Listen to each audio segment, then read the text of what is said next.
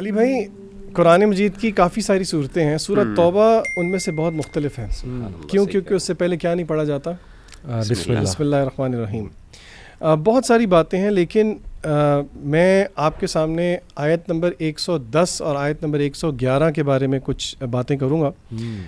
اہل ایمان اور مسلمان، ایک اہل ایمان اور ایک مسلمان کی بہت ساری صفات ہیں جو ہو سکتی ہیں، لیکن میں سمجھتا ہوں کہ ایک اہل ایمان کے تقاضے کی جو ایک لمٹ ہے یا ایک پیک ہے، وہ یہ ہے کہ جب میدان جہاد کے اندر جان کا نذرانہ بھی پیش کرنا پڑے تو وہ پیش کر دے. اللہ تعالیٰ فرماتے ہیں سورہ توبہ کی آیت میں، ان اللہ اشتری من المؤمنین، کہ بے شک اللہ نے خرید لیا اہل ایمان سے ان کی جانوں کو اور ان کے اموال کو، بِأَنَّ لَهُمُ الْجَنَّةَ، اور وہ قیمت کیا ہے اس کے، واٹ از دا ٹرانزیکشن، یعنی کہ ٹرانزیکشن میں گیو اینڈ ٹیک ہے نا، جان کے عوض گیو اینڈ ٹیک کیا ہے؟ جنت ہے. اللہ کہتے ہیں یقاتلون فی سبیل اللہ، وہ اللہ کی راہ میں قتال کرتے ہیں، فیقتلون ویقتلون، یعنی کہ وہ قتل کرتے بھی ہیں، قتل ہوتے بھی ہیں. اور پھر اللہ کہتے ہیں وعدن علیہ حقا، یہ وعدہ ہے اللہ پر، تورات میں بھی ہے، یہ انجیل میں بھی ہے اور قرآن میں بھی ہے. تو یعنی کہ یہاں پہ پتہ یہ لگا کہ یہ اللہ کی راہ میں جہاد کرنا، اللہ کی راہ میں خاص طور پہ، یعنی کہ جہاد کی یہ میکسیمم فارم کے میدان جہاد کے اندر اللہ کے راستے میں اپنی جان کا نذرانہ پیش کرنا، یہ ان اعمال میں سے ہے جو کہ اللہ کو بہت محبوب ہے. سورہ صف میں بھی اللہ تعالیٰ نے فرمایا ان اللہ یحب الذین یقاتلون فی سبیلہ صفا، کہ اللہ کو بہت پسند ہے وہ لوگ جو کہ صف در صف جو ہے اللہ کی راہ میں قتال کرتے ہیں، بنیان مرصوص. پھر اس سے اگلی آیت میں اللہ تعالیٰ نے اہل ایمان کی کچھ صفات ذکر کی، بہت پیاری صفات ہیں. اللہ تعالیٰ فرماتے ہیں التائبون، توبہ کرنے والے، بار بار اللہ کی طرف پلٹنے والے. یہاں پہ ہم اپنے بہنوں اور بھائیوں کو یہ بتائیں کہ توبہ کا مطلب صرف اپنے گناہوں کی معافی نہیں ہے، بلکہ توبہ خود ایک مستقل عبادت ہے، اللہ کی طرف رجوع کرنا، یہ نیڈ فیل کرنا کہ ہمیں بار بار اللہ کی ضرورت ہے، اللہ کی طرف ہی لوٹ کے جانا. یہ پیسو ایک ایکٹ. اور اللہ نے نا آن دا کنٹری جو پہلی آیات نازل ہوئی تھیں اس میں اللہ تعالیٰ فرماتے ہیں ان الانسان لیطغی، کہ بے شک انسان طغیانی پہ اتر ہی آتا ہے، اور اس کا کیا رویہ ہو جاتا ہے، الرآہ استغنی. تو اپنے آپ کو مستغنی نہیں سمجھنا چاہیے، بلکہ we should have the need کہ ہم بار بار اللہ کی طرف رجوع کریں. تو توبہ کرنے والے، والعابدون، عبادت کرنے والے، اور الحامدون، اللہ کی حمد بیان کرنے والے، والسائحون، روزے رکھنے والے، والراکعون والساجدون، رکوع کرنے والے، سجدے کرنے والے، اور نیکی کا حکم دینے والے اور منکر سے روکنے والے، اور اللہ کی حدود کی حفاظت کرنے والے. وبشر المؤمنین، یعنی کہ اگر آپ نے کسی کو ایڈوائز دینی ہے، وہ بچے ہنستے ہیں نا کہ ہمیں کوئی لاسٹ ایڈوائز دیں، تو یہ اللہ کی اتنی خوبصورت ایڈوائزز ہیں، ان پہ ہم سب کو عمل کرنا چاہیے. اچھا ذیشان بھائی، آپ نے جو ذکر کیا اس سے پہلے میں ذرا پیچھے جاؤں گا. 11ویں پارے میں اس کے آغاز کے شروع میں ہی آیت نمبر 97 اللہ نے وہاں سے کچھ بدو لوگ جو تھے، دیہاتی لوگ، ان کا تذکرہ کیا. اور یہاں پہ جو سب سے پہلی آیت ہے نا، وہاں پہ اللہ نے آغاز اس بات سے کیا کہ الاعراب اشد کفرا ونفاقا واجدر الا يعلموا حدود ما انزل اللہ علی رسولہ واللہ علیم حکیم. یعنی جو بدو لوگ ہیں وہ کفر میں بھی سخت ہوتے ہیں، نفاق میں بھی سخت ہوتے ہیں، اور اللہ کی حدود کو پامال کرتے ہیں، اور وہ دین کے اندر، دین کے معاملات میں ان کی، یعنی دین کے اندر وہ خیر نہیں وہ پھیلا سکتے جو کہ جو بدو غیر دیہاتی ہیں وہ پھیلاتے ہیں. بہرحال تو یہ جو آیت ہے نا، اس کے حوالے سے ایک حدیث بھی آتی ہے، اور وہ حدیث جو ہے سنن نسائی میں اور مختلف کتاب موجود ہے، اور اس کو شیخ البانی نے صحیح بھی کہا ہے. اور آپ صلی اللہ علیہ وسلم کی حدیث ہے، آپ نے فرمایا من سکن البادیۃ جفا ومن اتبع الصید غفل ومن اتبع السلطان افتتینا. اس کا مطلب یہ ہے کہ جس نے جو ہے وہ یعنی ایسے علاقوں میں رہا جہاں پہ بدو رہتے ہیں اور اس طرح کے، تو وہ جفا، اس کا دل سخت ہو جاتا ہے. اور جس نے شکار کے پیچھے لگ گیا وہ غافل ہو گیا، اور جو سلطان کا پیچھے لگ گیا، جو سلطان کے پاس اس کا آنا جانا ہے، تو وہ فتنے میں مبتلا ہو گیا. سبحان اللہ، یہ حدیث بڑی پروفاؤنڈ ہے ان سینس کہ پتہ چلتا ہے کہ جو آپ کی حالات ہیں، اور علماء نے اس کی تشریح بیان کی کہ جو بادی یا جو بدو لوگ ہوتے ہیں عام طور پہ، بیکاز ان کے ہاں وہ کمیونٹی نہیں ہے، ان کا ایکسپوجر نہیں ہوتا، اس وجہ سے ان کے مزاج بڑے سخت ہو جاتے ہیں، ان کے دل سخت ہو جاتے ہیں، اور اس کی وجہ سے دین کو نقصان ہوتا ہے.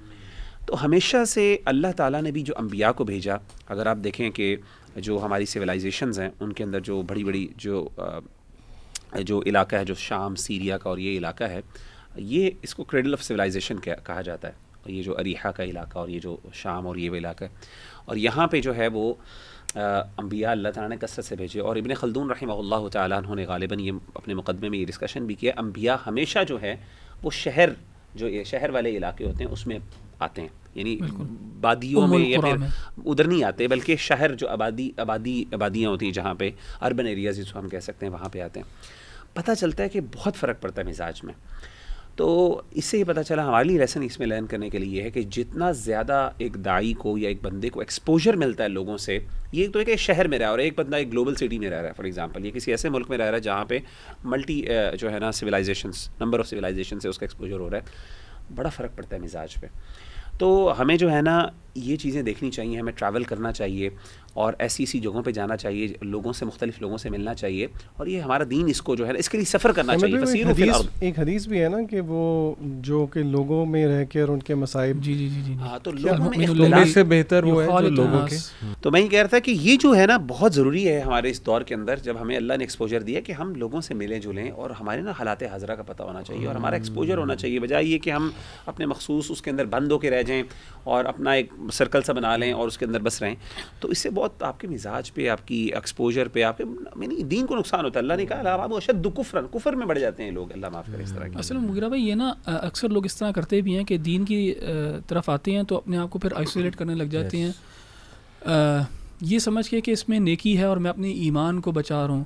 لیکن رسول اللہ صلی اللہ علیہ وسلم نے کہا کہ المؤمن الذی یخالط الناس ویصبر علی آذاہم خیر من الذی لا یخالط الناس ولا یصبر علی آذاہم، کہ جو مومن ہے وہ لوگوں میں خلط ملط ہوتا ہے، وہ یصبر علی آذاہم، اور پھر صبر کرتا ہے اس ایذا پہ جو اس کو پہنچتی ہے. اور وہ ایذا جو ہے، وہ جو ہارم ہے اس کو جو پہنچتا ہے، وہ ایمانی لحاظ سے بھی ہو سکتا ہے، اس کو اسٹرگل کرنا پڑتا ہے، اس کو میدان میں اترنا پڑتا ہے اپنے دین کے ساتھ. تو پھر اس کو جو ہے نا دین کو وہ کسی قسم کا نقصان بھی پہنچ سکتا ہے، لیکن اس کے اوپر صبر کرتا ہے. وہ اس سے بہتر ہے جو اپنے آپ کو بالکل لوگوں سے الگ رکھتا ہے، کوئی اچھا انفلوئنس نہیں کر سکتا ان کے اوپر، بس اپنے ایمان کو بچا کے.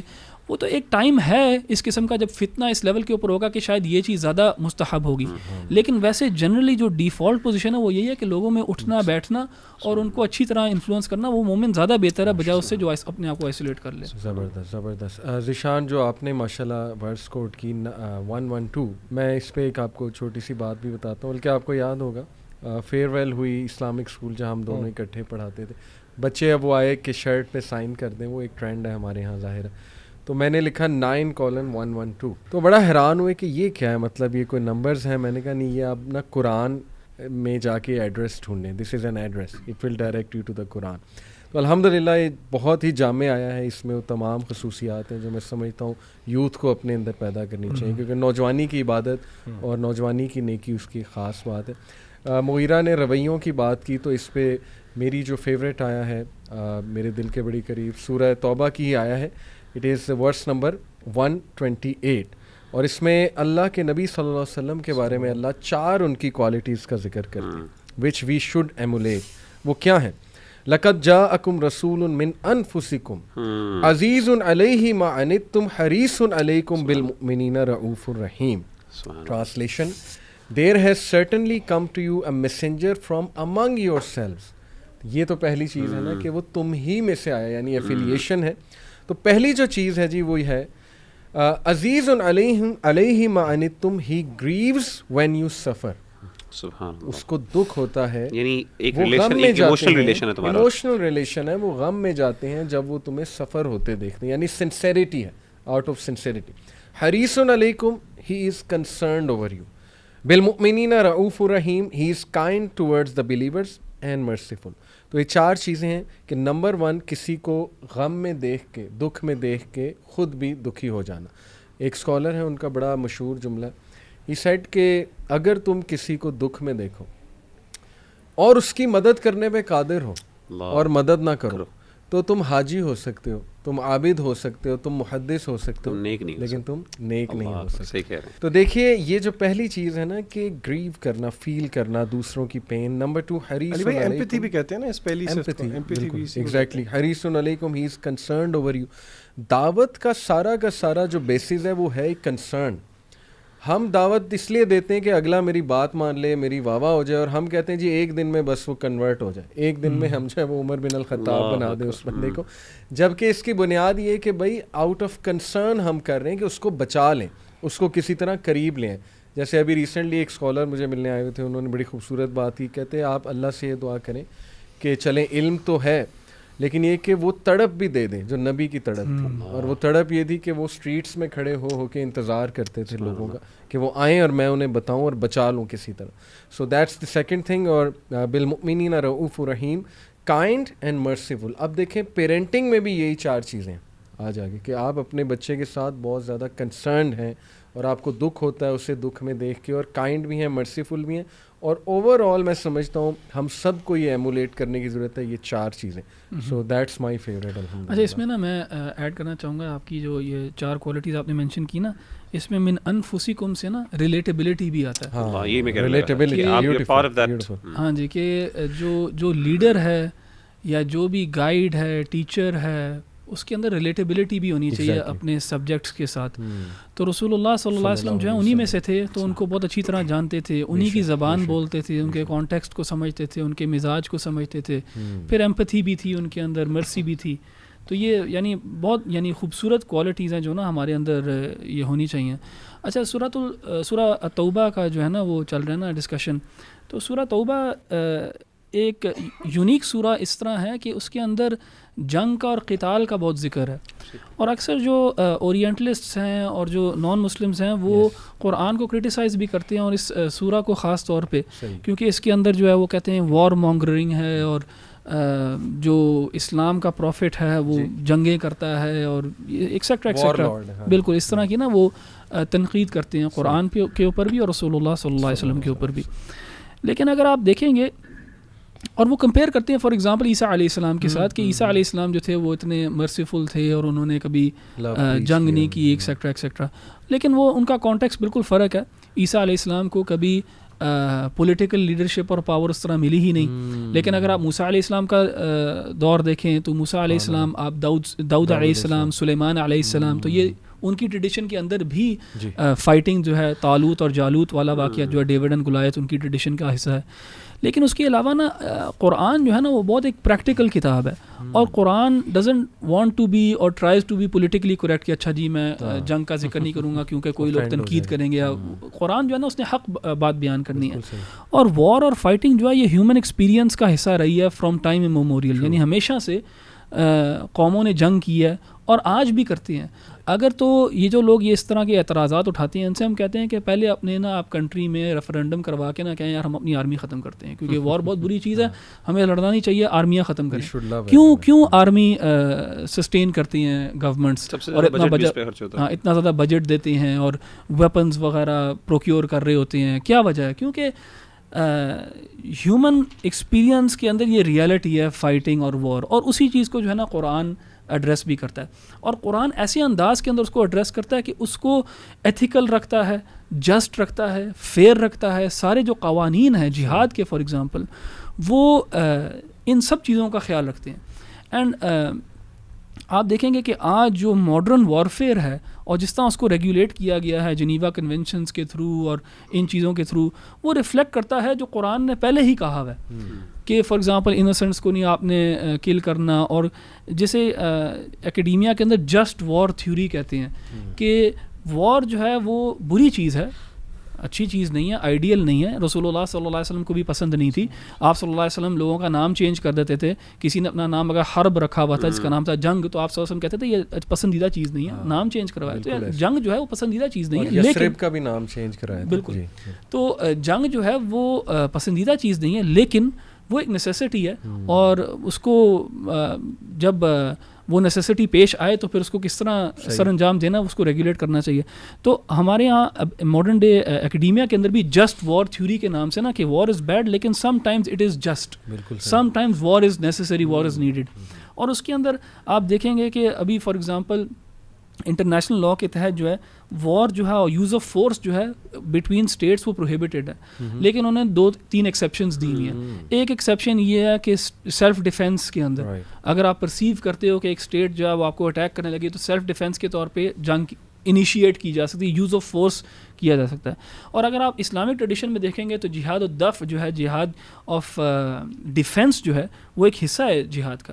اسی طرح جہاد اوفینسو بھی ہوتی ہے, اوفینسو ہوتی ہے کہ انیشیٹو لیا جاتا ہے. شریعت ہمیں اجازت دیتی ہے, مسلمانوں کو اجازت دیتی ہے کہ انیشیٹو لے, ظلم کے خلاف, ایک نظام کے خلاف جتنے ظلم کو اسٹیبلش کیا ہوا ہے اور نیچے لوگ جو ہیں ان کو اس ظلم والے نظام کے اندر جکڑا ہوا ہے اور ان کو توحید کی طرف پریکٹس یا توحید سے روکا جا رہا ہے فار ایگزامپل, اس کے خلاف بھی اسلام جو ہے وہ کہتا ہے کہ it is just to initiate war. اور اگر آپ آج دیکھیں گے اس چیز کو انٹرنیشنل کمیونٹی آج بھی ایکسیپٹ کرتی ہے کہ وہ کہتے ہیں کہ ایک تو سیلف ڈیفینس کے اندر یوز آف فورس کی جا سکتی ہے, دوسرا جو الاؤنس ہے یوز آف فورس کا وہ ہے کہ in the maintenance of international peace and security, کہ اچھا اگر ہمیں پتہ لگے گا کہیں پہ کہ یار یہاں پہ ظلم ہو رہا ہے اور ہمیں ضروری ہے یہاں پہ جنگ انیشیٹ کرنا for the maintenance of international peace and security, تو سیکورٹی کاؤنسل کے جو ممبرس ہیں وہ بیٹھیں گے, وہ اس ریزولوشن کے اوپر آئیں گے کہ ہاں ہمیں یہاں پہ جنگ کے لیے جانا چاہیے,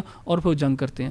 and this is exactly what the sharia has taught us 1400 years ago, جو انہوں نے آج UN وغیرہ کے ذریعے کرنا شروع کیا. تو یہ تنقید کرتے ہیں قرآن کے اوپر اور قرآن کے اس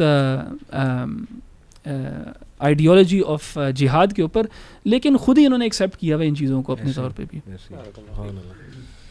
اس میں اخی ایک جو سورہ یونس کے اندر اللہ تعالیٰ نے, سورہ یونس ایک بڑی پروفاؤنڈ سورہ ہے ان اے سینس, کیونکہ اس میں اللہ تعالیٰ نے قوم یونس کا ذکر کیا, اور قوم یونس وہ ایک خاص قوم ہے جس کو, وہ واحد قوم تھی جس نے شرک اور برائی کے باوجود جب توبہ کی, خاص طور پہ جب ان کے سامنے وہ آ گئی یعنی عذاب کے اثرات نمودار ہو گئے, پھر بھی اللہ تعالیٰ نے ان کو معاف کر دیا, ایک اجتماعی توبہ انہوں نے کی. تو اس سے ہمیں ایک بات یہ بھی پتہ چلتی ہے کہ خاص طور پہ اس واقعے کو سامنے ہم رکھیں کہ کچھ اعمال ایسے ہوتے ہیں جو انڈیویجول لیول پر ہوتے ہیں, کچھ ایسی برائیاں ہوتی ہیں جن کا تعلق انڈیویجولس کے ساتھ ہوتا ہے, اور کچھ ایسے برائی ہوتی ہے جو قومی لیول پر ہوتی ہے. تو جو انڈیویجول لیول کی برائی ہے نا, اگر آپ چاہتے ہیں کہ اللہ تعالیٰ اس انڈیویجول کو نوازیں اور اس کے مسئلے حل کریں تو آپ کو انڈیویجول لیول کی برائیوں کو ختم کرنا ہے. لیکن اگر آپ چاہتے ہیں کہ اللہ تعالیٰ ملکی لیول کے اوپر ہماری خیر کریں, ملک بہتر ہوں, کامیابیاں ہوں, تو اس کے اندر جو پھر ملکی لیول کی برائیاں ان کو ختم کرنے کی ضرورت ہوتی ہے. یہاں پہ یہ نہیں ہو سکتا کہ ایک بندہ کہے جی میں اپنی اصلاح کر لوں فار ایگزامپل, تو دیٹس اٹ, مور دین انف ہے, مجھے ملکی لیول پہ کام کرنے کی ضرورت نہیں ہے, تو اللہ تعالیٰ میری ان دعاؤں کی وجہ سے اللہ تعالیٰ کیا کریں گے, ملک کو جو ہے نا وہ بہتری دے دیں گے, قوم کو بہتر بنا دیں گے. ایسا نہیں ہوگا. آپ کو اسی لیے ضروری ہے کہ جب آپ بہتر ہو گئے ہیں تو آپ پہ ضروری ہے کہ آپ دوسروں کے ساتھ مل کے ایک یعنی جو امر بالمعروف و نہی عن المنکر کا جو ہے فریضہ وہ انجام دے, تاکہ دوسرے بھی اس کے اندر شریک ہوں اور ایک ملکی لیول کے اوپر جو ہے نا معاملات حل ہوں. کیونکہ لوگ یہ سوال پوچھتے ہیں کہ مغیرہ بھائی میں بڑی دعائیں تہجد میں دعائیں مانگ رہا ہوں, اللہ میری ساری دعائیں قبول کرتا ہے, میری اللہ یہ دعا قبول کیوں نہیں کر رہا کہ پاکستان کے مسئلے حل ہو جائیں؟ بھائی آپ کا مسئلہ یہ ہے کہ آپ ایک انڈیویجول ہو, ملکی حالات یا ملکی لیول پہ جب تک پوری قوم اس کے اندر انوالو نہیں ہوگی, جب تک پوری قوم اپنا رویہ نہیں چینج کرے گی, تو اللہ تعالیٰ اس مسئلے کو حل نہیں کریں گے. آپ کے ذاتی مسئلے اللہ حل کر دیں گے, ہو سکتا ہے اللہ آپ کو بڑی خود ذاتی طور پر بڑے مسائل سے بیان کر دیں گے, بچا لیں گے. تو اس کو یہ جو ہے نا ہمیں اس چیز کو سمجھنا ضروری ہے کہ ملکی لیول کے مسائل اور ہیں, انڈیویجول لیول کے مسائل اور ہیں, اور دونوں کے جب تک ہم ان کو اگر اس میں سولوشن چاہتے ہیں تو اس کے لیے ہمیں پھر ملکی لیول پہ ایک ایفرٹ کرنی پڑے گی. اچھا مغیرہ, اگر ہم ایکیڈیمکس کی طرف دیکھیں تو جب تھیولوجی میں ایگزسٹنس آف گاڈ کی بات آتی ہے تو ہر قسم کے آرگیومنٹس آنٹولوجیکل اور فلانا, لیکن میں نے ریسنٹلی شیخ عمر الاشکر ہیں رحمہ اللہ, ان کی ایک پوری سیریز ہے ایمانیات پہ. ان کی سیریز میں جو پہلی بک تھی وہ ایمان باللہ تھی. انہوں نے اس میں اس ٹاپک کو چھیڑا کہ اللہ تعالیٰ کے ایگزسٹنس کے آرگیومنٹس کیا ہیں. تو میں بڑا حیران ہوا. اس میں سے علی بھائی ایک آرگیومنٹ تھا, وہ آرگیومنٹ انسان کی اپنی فطرت ہے, فطر الناس علیہا, جو کہ اللہ نے کہا ہے فطرت اللہ. تو پھر انہوں نے کہا کہ انہوں نے خود سوال ریز کیا کہ اگر فطرت ہی آرگیومنٹ ہے تو پھر سب لوگوں کو اللہ کی ایگزسٹنس پہ ایگری کرنا چاہیے, تو کیا وجہ ہے کہ لوگ ایگری نہیں کرتے؟ انہوں نے کہا کہ فطرت کے اوپر کچھ پردے حائل ہو جاتے ہیں. Allah has mechanisms to lift those veils جو کہ فطرت کے اوپر ہیں. اس میں سے ایک میکینزم کیا ہے, وہ یہ ہے کہ اللہ انسانوں کو مصائب میں مبتلا کرتا ہے. مصیبت میں مبتلا کرنے کے بعد انسان کی توحید نکھر کے باہر آتی ہے. سورہ یونس کے اندر آیت نمبر 22 میں اللہ تعالیٰ نے اس نقطے کو بیان کیا. اللہ نے ایک مثال دی. اللہ نے کہا هو الذی یسیرکم فی البر والبحر, کہ he is the one who enables you to travel through land and sea حتی اذا کنتم فی الفلک. اللہ کہتے ہیں کہ and so it happens that you are on ship sailing with a favourable wind to the passengers' delight. Suddenly ایک دم کیا ہوتا ہے, جاءتھا ریح, اللہ کہتے ہیں کہ ایک دم ایک ہوا آتی ہے, عاصف وجاہم الموج. اللہ فرماتے ہیں کہ suddenly the ships are overcome by a gale wind and those on board are overwhelmed by the waves من کلی مکان, ہر ڈائریکشن سے وہ ویوز آ جاتی ہیں. وَظَنُّوا أَنَّهُمْ أُحِيطَ بِهِمْ, اور یہاں تک کہ ان کو یقین ہو جاتا ہے کہ اب ہماری تو بربادی ہے. تو تب وہ کیا کرتے ہیں, دعوا اللہ مخلصین لہ الدین, تب وہ پکارتے ہیں اللہ کو صرف. یعنی کہ اللہ نے بتایا کہ دیکھیں یہ جو فطرت ہے, مصیبت ایک میکینزم تھا جس نے کیا کیا, توحید کو اجاگر کر دیا. تو الحمدللہ یہ ایک بڑی امپاورنگ چیز ہے. ہم باقی آرگیومنٹس دیکھتے رہتے ہیں, ہمیں ان چیزوں کو بھی سمجھنا چاہیے. اور اس پہ ایک وہ جوک بھی ہے نا, ایک رشین ایسٹروناٹ جب گیا اوپر, پرانی بات ہے, تو اس نے اوپر جا کے نا ایک وہ تنزیہ بات کی کہ I don't see any god up there. تو کسی نے پھر اس کو جواب دیا کہ you will see when your oxygen tank runs out, تب تجھے جو ہے وہ نظر آئے گا خدا. تو لاسٹلی بس میں اپنا یہ انسائٹ شیئر کرنا چاہوں گا کہ دیکھیں, ون آف دا پرابلمس جو ینگسٹرز ہمارے پاس آج کل لاتے ہیں وہ آ جا کے یہی ہیں عشق مشوقی والے. میں نے کسی سے دل لگایا, اس کے بعد مجھے ٹھوکر پڑی وہاں سے اور بات نہیں بنی, یہ وہ. تو بلکہ وہ مزے کی بات ہے, ایک ینگسٹر میرے پاس آیا, کہتا سر وہ میرا بریک اپ ہو گیا, میں بہت زیادہ غم میں ہوں, دکھ میں. میں نے کہا پتر تو ضرور نہ, کبھی بار سوری آپ کی بات کر رہا ہوں, کبھی بار علی بھائی جو عمر رضی اللہ عنہ کا جو درہ تھا نا, وہ بھی ایک جواب ہوتا ہے. میں نے دیکھا کہ پتر لگتا ہے تو بالی ووڈ کے نا وہ دکھی گانے سن رہا ہے جس سے تیرا دکھ مزید جو ہے اجاگر ہو رہا ہے. میں نے اپنی ایک ورک شاپ میں, یہ میں کوٹ بھی کر دیتا ہوں, بہت پرانا ایک سانگ ہے, اس کے لیرکس کوٹ کی اور پھر یہ آیت سنائی. وہ اس میں ہے کہ مجھ کو سزا دی پیار کی, ایسا کیا گناہ کیا. تو دیکھیے یہ جو ورس ہے نا, یہ جواب ہے اللہ سبحانہ تعالیٰ کی طرف سے انسانوں کو. سورہ یونس کی ورس 44 ہے, ان اللہ لا یظلم الناس شیئا ولکن الناس انفسہم یظلمون. کہ دیکھو بے شک اللہ سبحانہ و تعالیٰ جو ہے تم پہ ظلم نہیں کرتا, بلکہ لوگ خود اپنے اوپر جو ہے وہ ظلم کرتے ہیں. اور if we all look at our lives, جب ہم نے ٹھوکر کھائی ہے, اس کی مین وجہ کیا تھی؟ رانگ ڈیسیژن, حد توڑنا, اللہ کی حد توڑنا, سننا کو فورسیک کرنا, یا اپنی ڈیزائر شہوات کو فالو کرنا. تو دیکھیں یہ چار چیزیں کہ بہت سے لوگ رانگ ڈیسیژنز لے لیتے ہیں شریعت کے مخالف جا کے. دوسری بات, دے فالو دیئر ڈیزائرز, اللہ نے جو بات بتائی ہے وہ نہیں, اپنی ڈیزائرز کو فالو کرنا. تیسرا فورسیکنگ سننا, سورہ نور کی آیت اللہ کہتے ہیں کہ ان کو ڈرنا چاہیے یہ کسی فتنے میں نہ پڑ جائیں, تمہیں جو ہے یہ انکار کر رہے ہیں اور تمہیں رسپیکٹ نہیں دے رہے. اور چوتھا جو آپ نے احمد بھائی بات کی بڑی امپورٹنٹ, کہ فورسیکنگ اور ignoring the commandments of Allah. تو دیکھیں the message is very clear. اللہ نے یہ بتا دیا تھا آدم علیہ السلام کو جب بھیجنا تھا, تو بتا کر بھیجا کہ ومن اعرض عن ذکری فإن له معیشۃ ضنکا, جو کوئی بھی میری اس سے آراز کرے گا میری انسٹرکشن سے, وہی سے, تو پھر اس کے لیے ایک ڈیفیکلٹ لائف ہے. یہ پہلے سے تم لوگ جو ہے وہ جان لو. تو we should never become negative of Allah سبحانہ و تعالیٰ. اللہ سبحانہ و تعالیٰ ہم سے بلکہ محبت کرتا ہے, ہمیں نکالنا چاہتا ہے, اور ہم کہیں پھنس گئے ہیں تو وہ ہماری اپنی مسٹیک ہے, موسٹلی وہ ہماری اپنی مسٹیک ہے, اللہ کہ کوئی آزمائش آ جائے. تو جو whatever the case is, we should turn back to Allah سبحانہ و تعالیٰ. اور یہ دعا جو ہے نا, لا الہ الا انت سبحانک انی کنت من الظالمین, کہ اللہ میں ظالم ہوں, تو پاک ہے, تیری طرف سے کچھ نہیں, یہ میرا ہی ظلم تھا اپنے اوپر. دیٹ از ویری امپاورنگ دعا الحمدللہ. اسی کے ساتھ نا مجھے علی بھائی آپ کی بات سے یاد آیا کہ اس پارے میں نا سورہ التوبہ میں کعب بن مالک کا بھی نا ذکر ہے.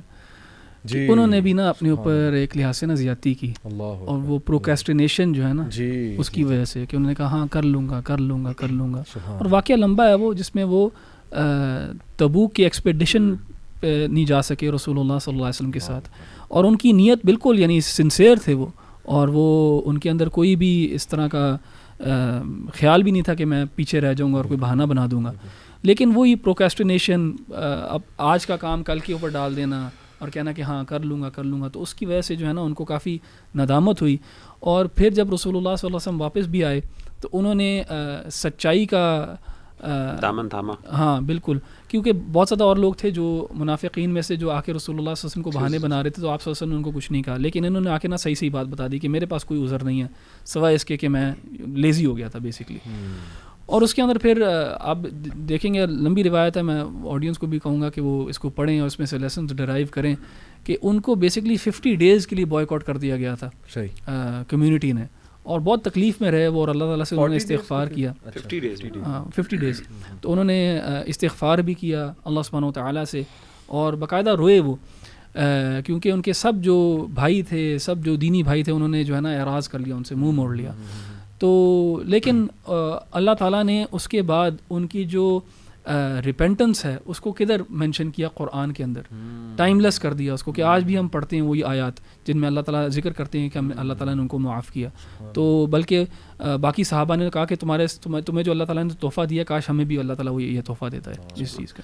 اس میں آخری جو میں ایک پوائنٹ تھوڑا سا شیئر کرنا چاہتا ہوں.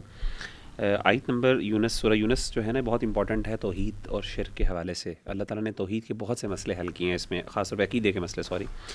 آیت نمبر 18 میں اللہ تعالیٰ فرماتے ہیں وَيَعْبُدُونَ مِن دُونِ اللَّهِ مَا لَا يَضُرُّهُمْ وَلَا يَنفَعُهُمْ وَيَقُولُونَ هَؤُلَاءِ شُفَعَاؤُنَا عِندَ اللَّهِ, کہ وہ اللہ تعالیٰ کی عبادت کرتے ہیں, اللہ کو چھوڑ کے وہ عبادت کرتے ہیں ایسے بندوں کی, ایسی یعنی اینٹیٹیز کی جو ان کو نہ کوئی فائدہ دیتی ہے نہ ان کو کوئی نفع دیتی ہے, نقصان دیتی ہے. اور وہ کہتے ہیں کہ هَؤُلَاءِ شُفَعَاؤُنَا عِندَ اللَّهِ, یہ ہمارے اللہ کے ہاں سفارشی ہیں. اللہ کہتے ہیں قل, ان سے کہہ دیجیے اتنبئون اللہ بما لا يعلم فی السماوات ولا فی الارض, کیا تم اللہ کو ایسی چیز کی خبر دیتے ہو جس کا اللہ کو پتہ ہی نہیں, یعنی جو آسمان و زمین پتہ نہیں. یعنی سرکاسٹکلی اللہ تعالیٰ تنزن کہہ رہے ہیں سبحانہ, وہ بہت پاک ہے, وتعالی, اور بہت بلند ہے اس سے, عما یشرکون, جسے تم شرک کرتے ہو. اس سے پتہ چلا کہ ہمارے ہاں یہ بات سمجھنے والی ہے کہ کفار مکہ بھی جب وہ عمومی طور پہ جنرلی کفار مکہ بھی جب وہ شرک کرتے تھے تو وہ ان کو اپنے خداؤں کو یہ نہیں کہتے تھے کہ یہ ہمارے خدا ہیں. ایکچولی دے یوز ٹو سے کہ یہ شفاعہ ہیں, یہ سفارشی ہیں, انٹرمیڈیریز ہیں. ہمارے ہاں بھی اللہ معاف کرے آج کل مسلمان انفارچونیٹلی اس طرح کی برائیوں میں پڑھتے ہیں, شرک میں پڑھتے ہیں, اور وہ کہتے ہیں کہ ہم ان کو کچھ نہیں کہتے. وہ ان سے مانگتے ہیں, ان سے دعائیں مانگتے ہیں, ان سے بچے مانگتے ہیں, اللہ معاف کرے رزق مانگتے ہیں, سب کچھ مانگتے ہیں, اور اس کے بعد کہتے ہیں کہ جی ہم تو نہیں, یہ تو ہمارے سفارشی ہیں, یہ تو وسیلہ ہے ہمارا اللہ تک پہنچنے کے. اللہ معاف کرے. قرآن مجید نے اس بات کو کہا ہے کہ ایگزیکٹلی ان کا کلیم تھا. ان میں کہیں بھی قرآن مجید میں کسی جگہ پہ بھی, بلکہ اللہ نے ملٹیپل ٹائمز میں ملٹیپل جگہوں پہ جا کے وضاحت کی ہے کہ ان میں کہیں جگہوں پہ انہوں نے یہ نہیں کہا کہ ہم ان کو خدا مانتے ہیں, انہوں نے ہمیشہ کہا کہ ہم سفارشی ہیں, اللہ کے ہاں ہمیں قریب کرنے والے ہیں. اسی طریقے سے شفاعون اور بھی کئی آیات ہیں. تو ہمیں اپنی عقیدے کی اصلاح بہت ضروری ہے, اس میں یہ سمجھنا چاہیے. اور اللہ نے کہا کہ اللہ تعالیٰ شرک سے عما یشرکون, اللہ نے اس کو شرک قرار دیا, اور اللہ نے کہا کہ اللہ بہت پاک اور بلند ہے اس چیز سے جو وہ شرک کرتے ہیں. تو اللہ تعالیٰ ہمیں شرک سے بچائے, اللہ تعالیٰ ہمیں صحیح معنوں میں سچی توبہ کرنے کی توفیق عطا فرمائے, جس طرح کعب بن مالک اور ان کے جو ساتھی تھے 2, ان کو اللہ تعالیٰ نے توفیق دی. السلام علیکم و رحمۃ اللہ وبرکاتہ.